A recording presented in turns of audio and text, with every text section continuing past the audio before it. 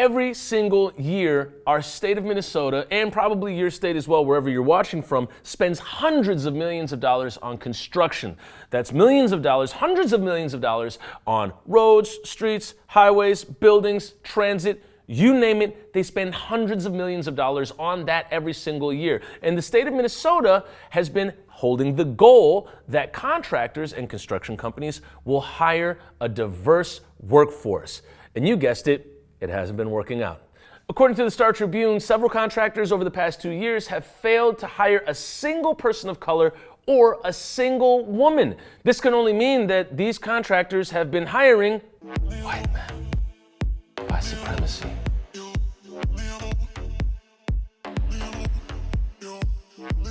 So what the hell is the state of Minnesota doing about this, about these contractors that are failing to hire a single person of color or a single woman for their workforce? The state of Minnesota is doing nothing. They're doing nothing. They're not doing anything because the state of Minnesota has made it a goal to have a diverse workforce, not a standard, a goal. And there's a large difference there, right? It's like saying you're going to do something in spirit as opposed to saying that you're actually going to do it. Man, who else was somebody that said they were going to do something in spirit? I feel like it was pretty recent, and they were right here.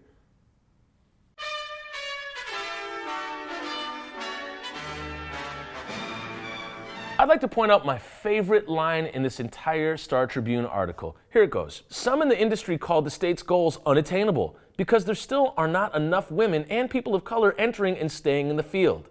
This actually fascinates me, this weird question of asking, hey, why aren't there more people in this profession that aren't white men? It's like asking, well, hey, why isn't anybody just going for the layup? The hoop is right there. However, the hoop is being protected by Dikembe Mutombo, and a lot of people are getting tired of their balls getting swatted away and then having a finger waving in their face telling them that they shouldn't come back here anymore. So construction sites, like many other white spaces, are hotbeds for racial harassment and sexual harassment. So you're gonna have to do more than just hire people of color and women. You're gonna have to sit down with Mitch, Mike, Brad, Tad, Chad, Todd, and Josh and tell them that their racist and sexist behavior are no longer acceptable here at the construction site. White spaces, like construction sites, are white for a reason.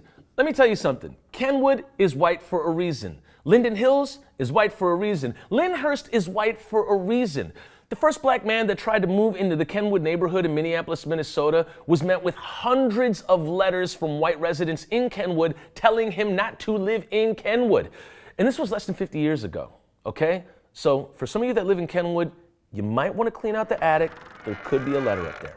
So before we start examining why aren't women and people of color trying to break into these industries that have been historically led, run, and employed by white men, maybe we can start asking the question, how do we open up the gates for these spaces to be led and occupied by women and people of color? Or furthermore, how do we start creating these spaces where they're not just designated for white men?